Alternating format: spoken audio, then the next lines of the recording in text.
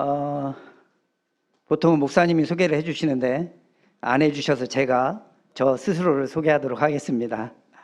저는 멕시코 중부에 있는 아구아스 칼리엔테스라는 곳에서 지금 16년째, 17년째 사역하고 있는 이현 선교사입니다.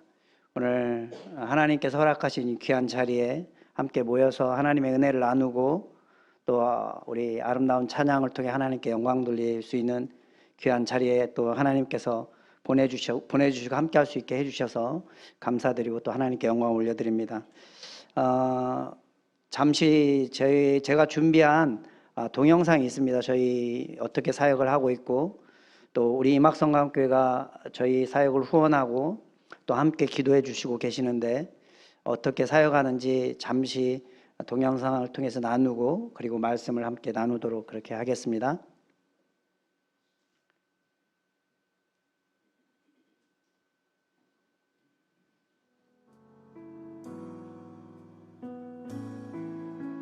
Hola hermanos, mi nombre es Alejandro Martínez, tengo 39 años. Hola hermanos, yo soy Sandra Álvarez, tengo 36 años y juntos con nuestra familia somos copastores en la iglesia Hermoso Paraíso aquí en Aguascalientes, México. Muchas gracias hermanos, queremos agradecer por todas sus oraciones, les mandamos un fuerte abrazo desde aquí desde Aguascalientes, México. Dios los bendiga, Bendiciones. cuídense mucho, Dios los bendiga. Hola, mi nombre es Rigoberto Román Rodríguez, tengo 36 años. Tengo 32 años y estamos sirviendo con el pastor Elías en Testificar con tu vida como copastores. Queremos desearles que Dios los bendiga, hermanos de Corea. Estamos muy contentos por ustedes y que Dios los bendiga. Que Dios los bendiga, espero poderlos conocer pronto.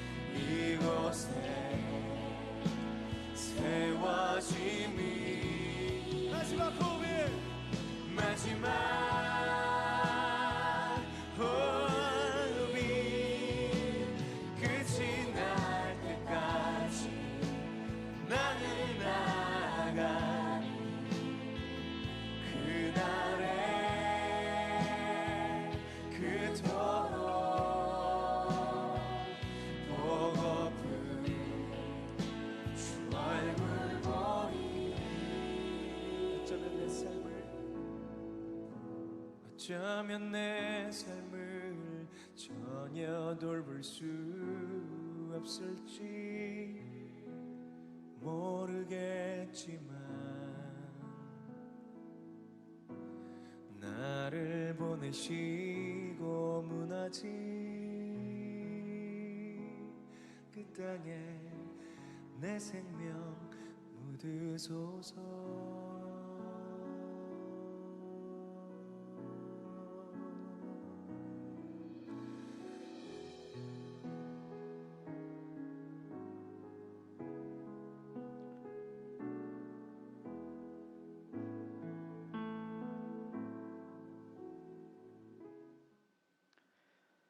멕시코의 문화와 한국 문화는 굉장한 차이를 가지고 있습니다. 예를 들면 멕시코 사람들은 느린 걸 좋아합니다. 한국 사람들은 빠른 걸 좋아하죠. 그래서 오늘 일을 다 마치지도 않았음에도 불구하고 다음 날 일을 걱정하는 사람이 우리 한국 사람인 것 같습니다. 멕시칸들은 내일 일을 염려하지 않습니다. 굉장히 성경적이죠. 전혀 걱정하지 않고 내일 일을 내일로 미루면서 사는 사람들이 멕시칸의 문화입니다. 그런 문화적 차이를 이해하지 못하면 거기에서 오는 갈등과 그리고 거기에서 오는 여러 가지 서로 간의 차이로 인해서 복음을 전하는 데 굉장한 어려움이 있습니다. 그들이 잘 사용하는 단어들도 참 많습니다. 특별히 잘 사용하는 단어 중에 하나는 하나님 먼저입니다. 뭐 이런 단어를 참 많이 씁니다. 예수님이 먼저입니다. 그런 단어를 참 많이 씀에도 불구하고 그들의 삶을 보면 하나님이 우선순위가 아니라 자신의 안락함이 우선순위이고 자신이 누리고 있는 자신들이 누리고 있는 삶이 우선순위인 것을 참 많이 보게 됩니다. 그것에서 사역을 하면서 느꼈던 것 중에 하나가 우리가 알고 있는 것과 배우고 있는 것과 우리의 삶이 참 많이 다르구나. 그 간격을 좁히는 것이 참 필요하겠구나라는 생각을 하게 됐습니다. 여러 가지 어려움들이 있지만 우리가 그곳에서 복음을 전하는 그 이유는 그래서 우리가 복음을 전하는 것이 아니라 그럼에도 불구하고 복음을 전하기 때문에 그곳에서 여전히 저희 가정이 복음을 전하고 있습니다. 우리의 삶이 그렇지 않습니까? 우리가 그래서 주일 저녁에 이곳에 나오는 것이 아니라 내가 평안해서 나에게 하나님이 복을 주셔서 나의 삶의 모든 부분을 해결하셔서 그래서 우리가 이 자리에 있는 것이 아니라 그럼에도 불구하고 내 삶에 흔들림이 있고 내 삶에 어려움이 있고 여러 가지 고난이 닥쳐왔지만 그럼에도 불구하고 우리가 이 자리에 앉아 있고 하나님을 예배하고 있는 것입니다. 우리가 그럼에도 불구하고 하나님을 찬양합니다. 오늘 말씀에 요나가 등장합니다. 요나는 이 시대로 말하면 선교사입니다. 선교적 사명을 안고 하나님의 명령을 받고 그 니느웨로 복음을 전하기 위해서 떠났습니다. 그 마음이 별로 편치 않아서 그곳으로 직접 간 것이 아니라 이제 욥바를 거쳐서 다시스로 도망을 가죠. 도망을 가고 있는 그 요나를 하나님께서 강권적으로 역사하셔서 여러분들이 잘 아는 것처럼 다시 니느웨에 복음을 전하게 만듭니다. 여러분, 니느웨 성은 3일 길을 걸어야지 다 둘러볼 수 있는, 빠르게 걸어도 3일 길을 걸어야지 둘러볼 수 있는 성입니다. 그런데 성경에 보니까 요나가 니느웨에 복음을 전했는데 외쳤는데 며칠 동안 외쳤냐면 하루 동안 외쳤습니다. 무슨 의미인지 아시겠죠? 3일을 돌아다녀도 다 못 돌아다니는 그 성에 하루 동안 복음을 전했다는 겁니다. 다시 말하면 대충 신용만 냈다는 거죠. 하나님이 안 하면 또 벌을 내릴까 봐 무서워서 대충 가서 복음을 전하고 이제 건너편에 와서 어떻게 되나 그가 살피고 있는 그런 과정입니다. 그 마음이 그렇게 편하지 않았어요. 그래서 성경에 보니까 요나서 4장 1절에 보면 요나가 매우 싫어하고 성냈다 이렇게 표현하고 있습니다. 요나가 자신이 생각한 대로 흘러가지 않았기 때문에 이 니느웨가 폭삭 망해야 되는데 망하지 않고 다시 회복되고 있는 모습을 보면서 자신이 의도한 것과는 정반대로 흘러가는 그 니느웨 성을 보면서 마음이 불편했다는 내용입니다. 그리고 싫었고 성내고 있는 모습을 보게 됩니다. 하나님이 그곳에 복음을 전하라고 해서 전했고 그 복음이 그 역사가 일어났음에도 불구하고 요나의 마음이 편하지 않았어요. 여러분, 이 마음을 이해하실 수 있습니까? 하나님의 복음을 전했는데 기적이 일어난 겁니다. 그러면 일반적으로 우리는 기뻐해야 되죠. 행복해야 되고 감사해야 되고. 그런데 요나는 마음이 불편했어요. 제가 신대원 때 선교에 대한 비전을 갖고 꿈을 꾸고 저희 동기들과 함께 기도를 했습니다. 하나님, 저희가 선교사로 떠나기를 원합니다. 그렇게 함께 저희 동기들과 함께 기도를 했어요. 다른 친구들은 이제 한국에서 목회하기로 하고 기도하고 몇몇 친구들이 선교사로 나가기로 기도를 했습니다. 그 중에 한 친구는 굉장히 애국자였어요. 그래서 그 친구는 기도회에 모이면 기도를 해야 되는데 자꾸 저희에게 이 민족성을 심어주고 일본에 대한 얘기들을 굉장히 많이 꺼냈어요. 야, 일본은 아주 지금까지 사과도 안 하고 일본은 참 좋지 않은 나라다. 막 저희에게 이제 계속 얘기를 하더라고요. 저도 계속 듣다 보니까 일본은 너무나도 나쁜 나라구나. 일본에 대한 적대감 막 생기기 시작하고 일본 사람만 봐도 굉장히 밉고 일본은 놀러 가도 안 되는 나라 막 이렇게 쇠뇌가 참 무섭더라고요. 이렇게 막 바뀌었어요. 하나님이 저희가 선교를 꿈꿨을 때 저에게 멕시코의 비전을 주셨습니다. 중남미에. 하나님이 얼마나 정확하시냐면요. 제 친구에게는 어디 가라고 하시는지 아십니까? 일본 가라고 하셨어요. 일본. 그 친구가 갈게요? 안 갈게요? 안 갔습니다. 못 갔어요. 그 친구가 그날부터 고민을 하기 시작하는데 살이 쪽 빠졌습니다. 한 달 만에. 그 마음의 부담감이 너무 큰 거예요. 자기가 그렇게 미워하고 자기가 그렇게 싫어하는 나라인데 하나님이 너 일본 가서 선교해 이 마음을 주시니까 이게 부담으로 굉장한 스트레스로 그 친구의 삶에 다가왔어요. 그래서 막 며칠 시간이 지날수록 막 말라가는 그 친구의 모습을 보면서 그 친구의 마음이 요나의 마음이 아니었을까 그런 생각을 해봅니다. 우리가 너무 미우면 그 사람에게 좋은 말을 하고 싶은 마음이 없잖아요. 그랬던 것 같아요. 우리가 그렇게 하나님 앞에 보내주셔서 그렇게 찬양을 하면서 막 기도를 했지만 실제적으로 하나님께서 보내주셨는데 그 일들을 하지를 못하는 것입니다. 요나도 마찬가지죠. 그가 이스라엘의 적대국이었고 아주 잔인하기로 유명했던 니느웨 그 땅에 복음을 전하라고 했을 때 그 사실들을 받아들이기가 어려웠다라는 사실입니다. 이런 상황 속에서 하나님께서 요나와 대화를 하시는 장면이 바로 요나서 4장의 말씀입니다. 그 요나서 4장에 보면 첫째로는 하나님의 성품을 아는 것과 하나님의 성품을 따라서 살아가는 것은 참 다르다라는 것을 보여주고 있습니다. 여러분, 크리스찬의 신앙생활은 하나님을 계속해서 알아가는 과정입니다. 저는 신앙생활이라는 것이 우리가 구원을 받고 예수 그리스도를 믿음으로 구원을 받고 그 이후에 나의 암과 말씀을 통해서 들은 성경 말씀, 그 나의 암과 내 삶이 점점 가까워지는 것이 신앙생활이라고 생각해요. 그리고 그것이 더 가까워졌을 때 우리는 내 신앙이 성숙했다 이렇게 표현합니다. 내가 오랫동안 예수를 믿고 오랫동안 교회를 다녔다 그래서 성숙한 것이 아니라 나의 암과 나의 삶의 간격이 좁아졌을 때 나는 성장하고 있다, 나는 성숙하고 있다라고 표현하는 것입니다. 요나의 삶은 그렇지 않았어요. 그의 많은 알미 있었지만 그 알미 삶이 되지는 못했다는 겁니다. 요나서 4장 2절에 보니까 여호와께서 기도하여 이르시되 여호와여 내가 고국에 있을 때 이러하겠다고 말씀하지 아니하셨나이까? 그러므로 내가 빨리 다시스로 도망하였사오니 그 다음에 이렇게 말씀하죠. 주께서는 은혜로우시며 자비로우시며 노하기를 더디하시며 인애가 크시사 뜻을 돌이켜 재앙을 내리지 아니하시는 하나님이신 줄 내가 알았음이니이다.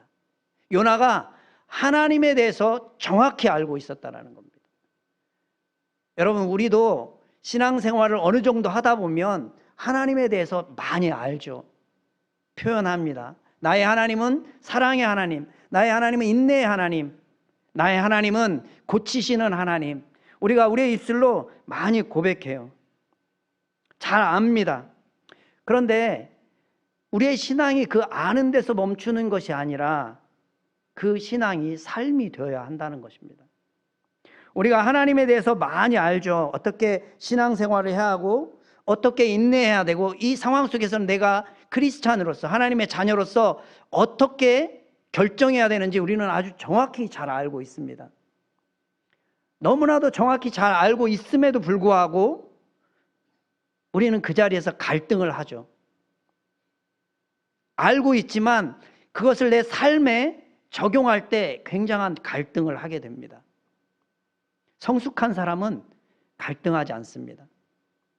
나에게 피해가 올지라도 나의 삶이 된다는 것입니다.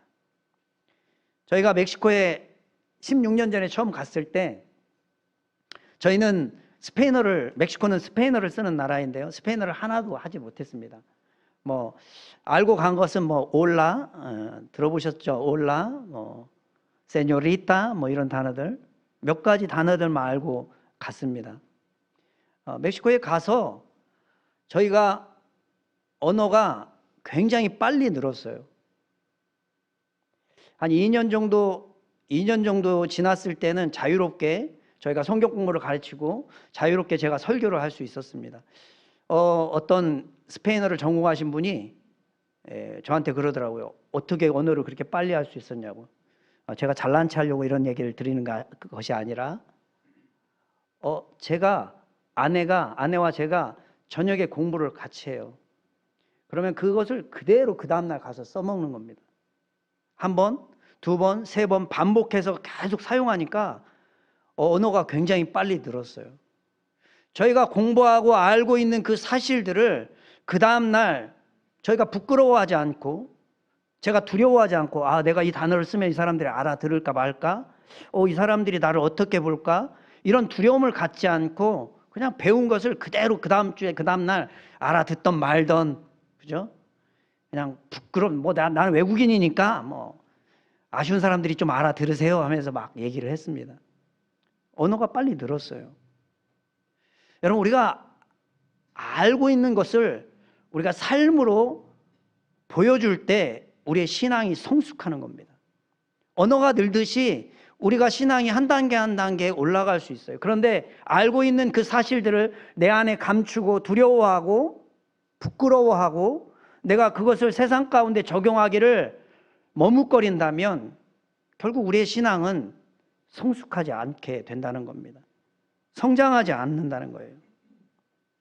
저희 부부가 여러분 우리 임학성광교회 모든 성도님들의 기도에 힘입어서 멕시코라는 굉장히 먼 나라죠. 여기서 비행기만 15시간을 타야 되는데 그 먼 나라에서 복음을 전하고 있습니다. 첫 번째 교회를 개척하고 두 번째, 세 번째 교회를 개척하고 그 세 번째 교회 이름을 이제 삶으로 증명하는 교회라고 이름을 지었어요. 저희가 거기에서 저도 선교사이기 때문에 저도 그곳에 가서 제자 훈련과 소그룹 사역과 그리고 말씀 사역과 이런 사역들을 계속 합니다. 그러면서 계속 하면서 느끼는 것 중에 하나가 사람이 참 잘 변하지 않는다라는 사실을 느껴요.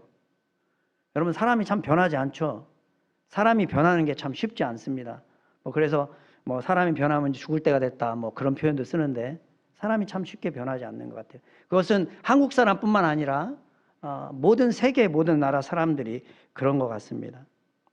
그래서 그들이 가지고 있는 믿음이 그들이 가지고 있는 삶이 되었으면 참 좋겠다라는 생각을 하면서 그곳에서 늘 설교하는 것 중에 하나가 우리가 하나님 앞에 선택적 순종이 아니라 전적인 순종으로 하나님께 나아가자, 이 이야기들을 참 많이 합니다. 우리가 삶이 되려면 우리가 선택적 순종을 하면 안 되죠. 내가 선택해서 이것은 좋고 이것은 내가 순종하고 이렇게 우리가 하나님 앞에 순종하면 그 믿음은 결코 성장하지 않습니다. 전적인 순종. 세상 사람들이 바라볼 때 좀 바보스럽게 느낄 수 있지만 우리가 하나님 앞에 전적으로 순종할 때 그 믿음이 성장하고 그 믿음이 단단해질 수 있다는 겁니다. 고린도전서 6장 19절에서 20절에 보면 이렇게 말씀하죠. 너희 몸은 너희가 하나님께로부터 받은 바 너희 가운데 계신 성령의 전인 줄을 알지 못하느냐. 너희는 너희 자신의 것이 아니라 값으로 산 것이 되었으니 그런즉 너희 몸으로 하나님께 영광을 돌리라. 우리 한번 따라서 할까요? 그런즉 너희 몸으로 하나님께 영광을 돌리라.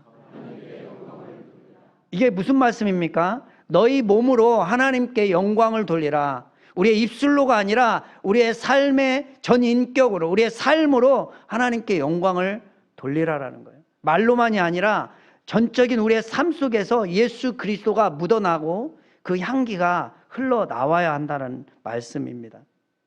아는 것, 사는 것이 참 많이 다릅니다. 요나는 하나님이 어떤 분이신 줄 정확히 알았죠. 오늘 말씀해 보니까. 그럼에도 불구하고 그의 고백은, 그의 행동은 전혀 달랐어요. 요나서 4장 3절에 보니까 여호와의 원컨대 이제 내 생명을 거두어 가소서, 사는 것보다 죽는 것이 내게 나음이니이다. 이렇게 표현합니다. 죽고 싶다는 거죠. 저 사람들 잘 되면 차라리 날 죽여라, 뭐 이런 표현이죠. 저 사람 잘 되고 저 사람이 잘 되면 나는 더 이상 살고 싶지 않다, 뭐 이런 표현입니다. 굉장히 이기적이고 성경적이지 않은 표현이죠.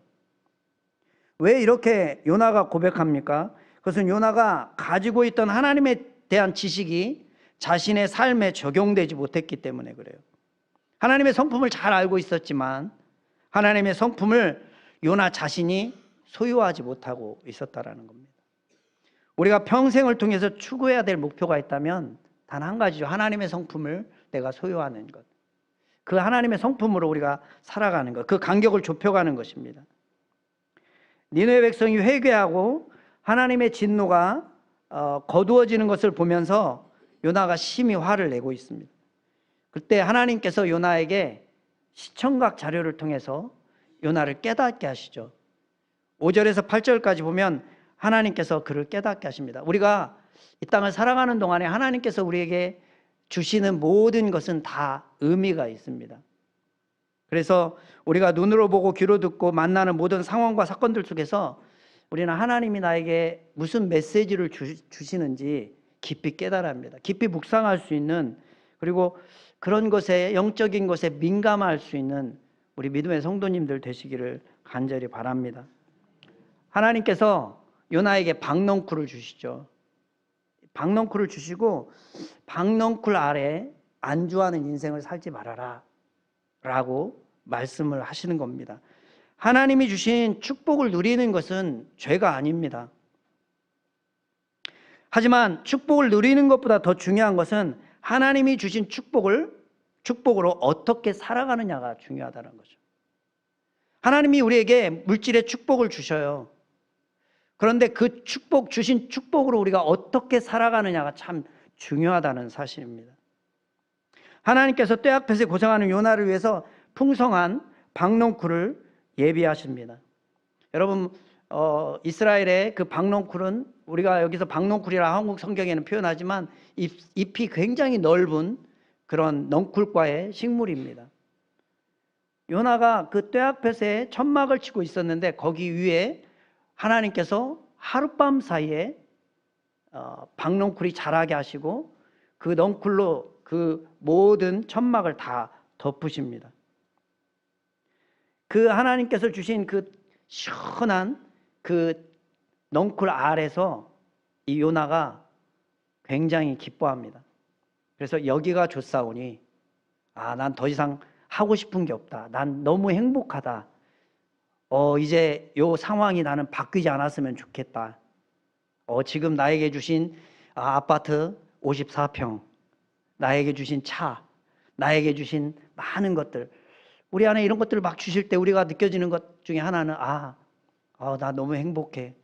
더 이상 이 상황들이 바뀌지 않았으면 좋겠어. 어쩌면 우리도 그런 생각을 할 수 있다라는 것입니다. 그때 중요한 게 뭐냐면 우리가 소망을 망각하게 된다는 겁니다. 하나님이 우리를 이 땅에 보내주신 목적, 하나님이 우리를 이곳에 있게 하신 그 이유를 그 박넝쿨 아래에 거하면 때로는 우리가 그 사명을, 그 소명을 잃어버릴 때가 있다라는 겁니다. 그건 모든 사람에게 해당되는 겁니다. 선교사에게도 해당되고 우리 목사님들에게도 해당되고 우리 장로님들과 모든 사람들에게 다 해당되는 사실입니다. 그래서 요나서 4장 7절에 보면 하나님이 벌레를 예비하사 이튿날 새벽에 그 박넝쿨을 갉아먹게 하셨습니다. 여러분, 하룻밤 사이에 하나님이 그 놀라운 은혜를 주셨는데 하룻밤 사이에 싹 걷어가셨어요. 박넝쿨을 준비하신 분이 누구십니까?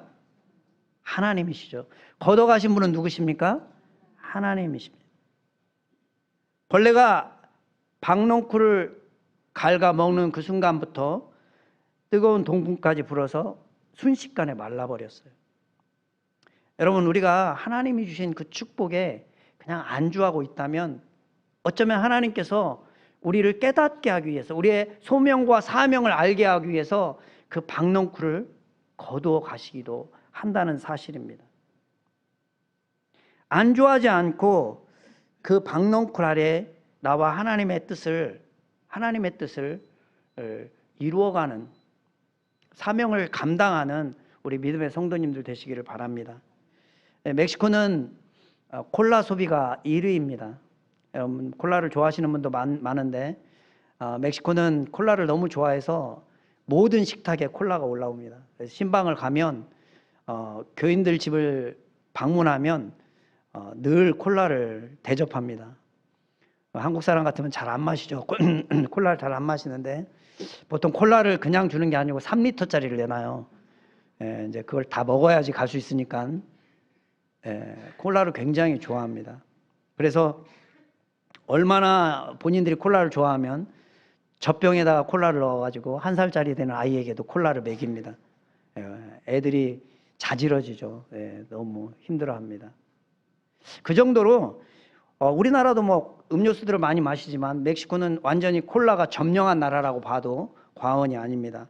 그 콜라를 처음 세우고 했던 리더십인 사람이 있죠. 그 사람의 이름이 로버트 우드러프라는 사람인데 그 사람이 한 유명한 말이 우리가 기억하고 있습니다. 내 몸에 흐르는 것은 피가 아니라 코카콜라다. 이렇게 얘기를 했어요. 여러분, 우리 안에 무엇이 흐르고 있습니까? 콜레스테롤이 흐르고 있습니까? 요즘 뭐 한국에는 그런 거에 굉장히 예민하고 힘들어 하시더라고요. 우리 안에는 예수 그리스도의 피가 흐르는 줄 믿으시기 바랍니다.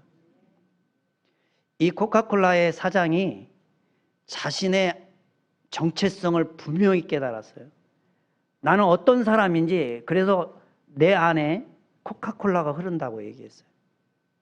그럴 때 이 코카콜라가 전 세계를 점령했습니다.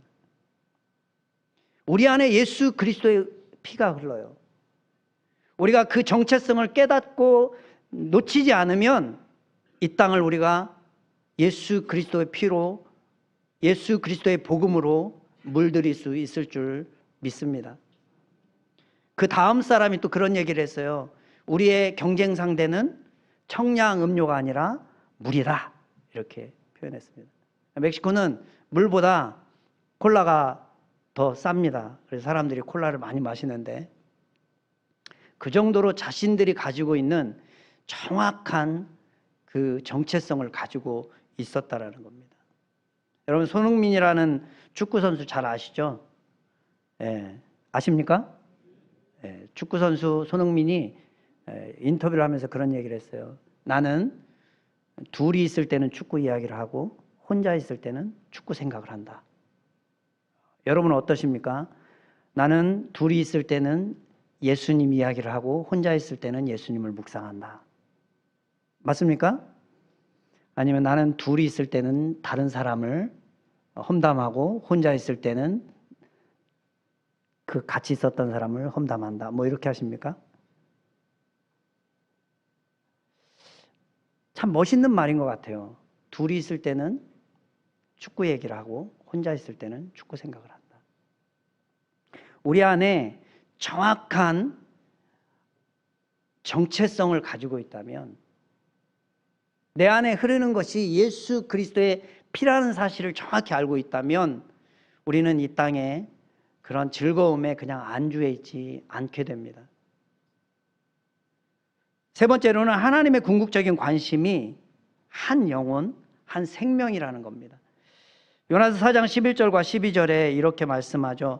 여호와께서 이르시되 내가 수고도 아니하였고 재배도 아니하였고 하룻밤에 났다가 하룻밤에 말라버린 이 박농쿨을 아꼈거든.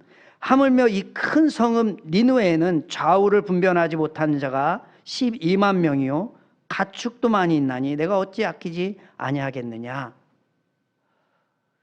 하나님께서 말씀하고 싶은 그 요지는, 내가 지금 집중하고 있는 것은 그 화려한 박넝쿨, 너에게 쉼을 주었던 그 박넝쿨, 그것이 아니라 내 관심은 한 영혼이다. 이렇게 말씀하시는 겁니다. 하나님의 가장 큰 관심은 한 영혼입니다. 지금 이 순간도 마찬가지이고 내일도 마찬가지일 것입니다. 하나님의 품을 떠난 자녀들이 하나님께로 돌아오는 것, 우리 하나님의 가장 큰 관심이 또 여러분의 관심이 되기를 간절히 축원드립니다. 우리 영상에서 처음 봤던 첫 번째 인사드렸던 첫 번째 전도사님과 두 번째 전도사님 가정이 있었죠.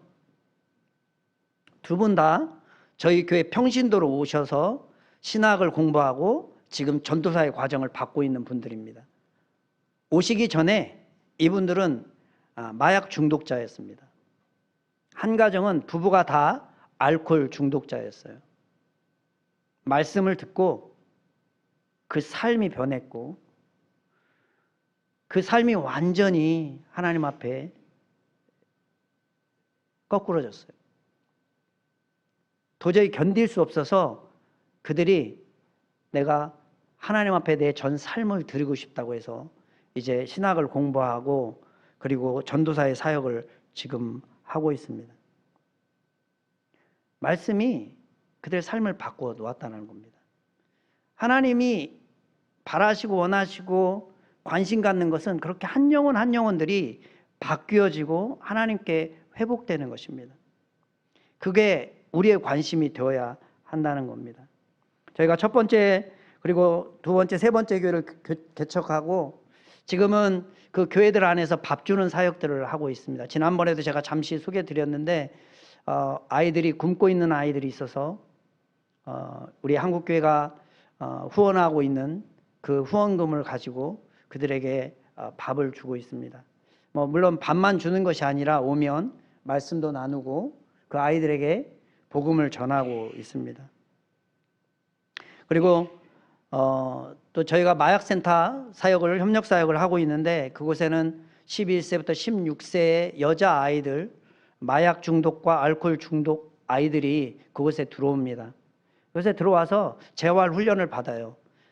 우리가 크리스찬 커뮤니티이기 때문에 거기에 크리스찬들이 모여서 거기서 말씀으로 그리고 상담도 하고 매일 큐티도 하면서 그렇게 그들이 회복을 하고 있습니다.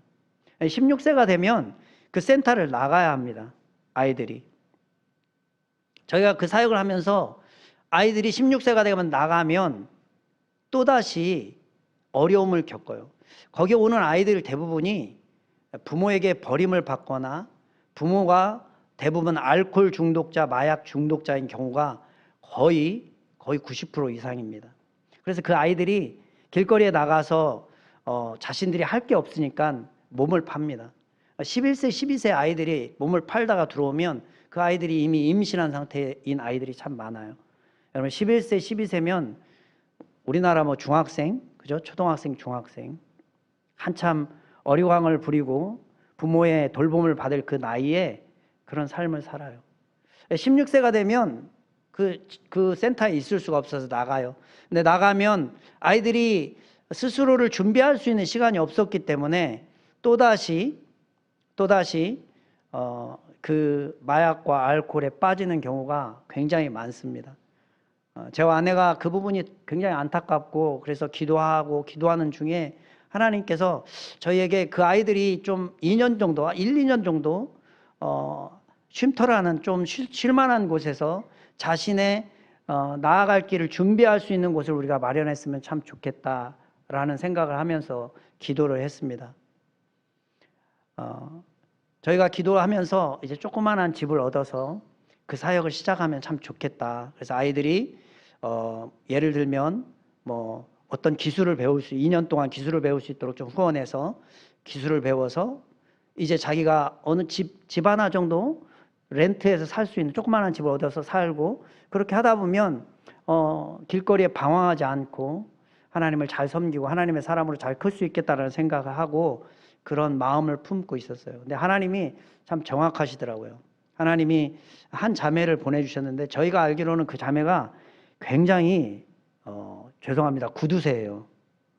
소문이 났어요. 저희 교회 다니시는데 굳으세요. 예, 막 헌금도 굉장히 두려워해요. 헌금을 하는 것도. 근데 땅을 되게 많이 가지고 있는데요. 땅이 또 하필이면 외곽에 있는 땅이 아니라 그 시내 중심에 있는 굉장히 비싼 땅을 많이 가지고 있어요. 그러니까 외곽에 있는 싼 땅이면 줄 수 있는데 가운데 비싼 땅이니까 줄 수 없잖아요. 예. 하나님이 그 자매의 마음을 움직이셨어요. 저희가 뭐 아무 얘기 안 했는데 어느 날 저희 찾아와서 하나님이 자기에게 이런 사역을 도우라고 했는데 자기가 땅을 도네이션 했으면 좋겠다고 교회에다가 굉장히 한편으로는 반갑고 한편으로는 그리 반갑지도 않았습니다. 왜냐하면 또 지어야 되니까. 이게 굉장히 저희가 첫 번째 교회를 지으면서 굉장히 힘들었거든요. 교회를 짓는다는 게 너무 힘들더라고요. 그래서 하나님이 또 왜 우리에게 땅을 주셨을까? 그런 마음을 한편으로 품으면서 또 한편으로는 하나님이 하시는 일들에 또 감사를 드렸죠.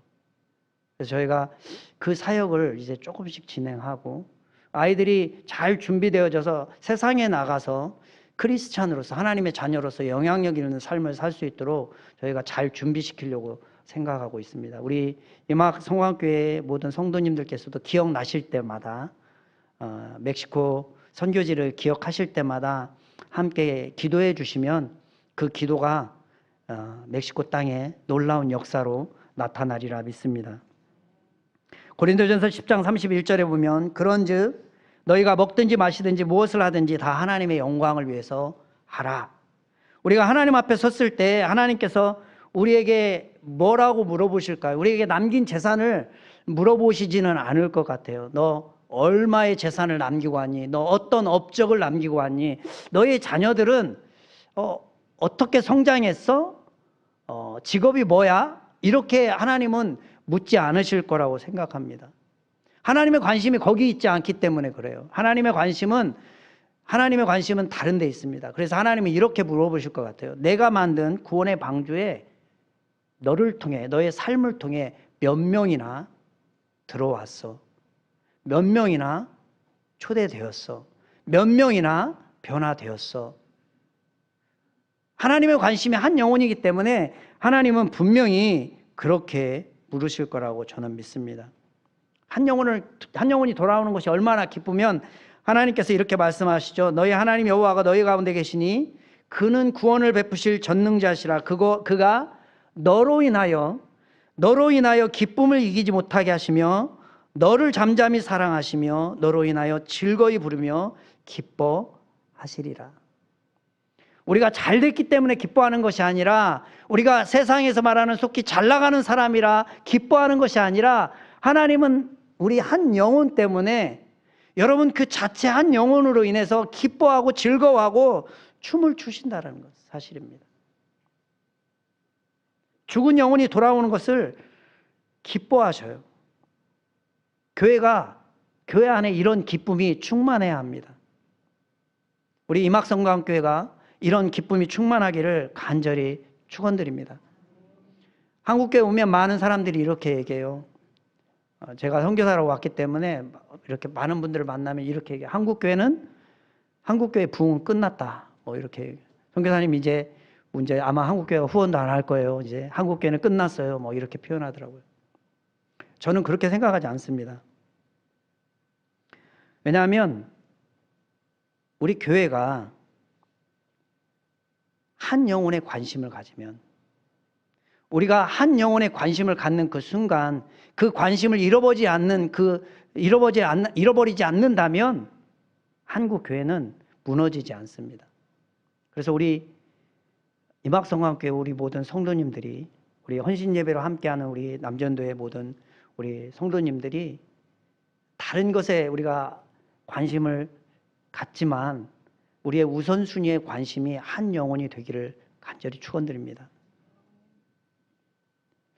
별로 기분이 안 좋으신지 다른 얘기를 하셔야지 좋아하실 것 같은데 한 영혼이라고 하니까 한 영혼의 관심을 가지시길 간절히 축원드립니다. 그러면 한국교회가 무너지지 않아요. 제가 이렇게 딱 보니까 거의 80%의 성도님들이 아멘을 하셨어요. 한 영혼. 아마 목사님 이제 다음 주부터 교회가 막 부흥할 겁니다. 왜냐하면 한 영혼에 관심을 갖는다고 하셨기 때문에. 왜냐하면 그게 하나님의 관심이에요. 우리의 관심이 뭐 세상적인 것, 물질적인 것, 건강 이런 데 많이 있지만 하나님의 관심은 한 영혼입니다. 여러분, 하나님의 관심은 한 영혼이라는 그 사실을 기억하고, 그리고 하나님은 우리가 지금의 편안함에 안주하기보다는 하나님이 원하시는 그 목표를 향해서 달려가기를 원하시고, 또 우리의 삶이 우리의 삶으로 나타나기를 원하신다는 그 사실을 기억하면서 오늘 하루도, 이번 한 주도 승리하시는 우리 믿음의 성도님들 되시기를 간절히 축원드립니다. 기도합니다. 하나님 감사합니다. 우리의 삶이 되게 하시고 우리의 관심이 하나님의 관심이 되게 도와주옵소서. 우리가 한 영혼의 관심을 갖고 정말 하나님 앞에 예수 그리스도의 자녀인 삶을 잘 살아갈 수 있는 우리 모두가 될 수 있도록 도와주옵소서. 감사 영광 올려드리며 예수님의 이름으로 기도하옵나이다. 아멘.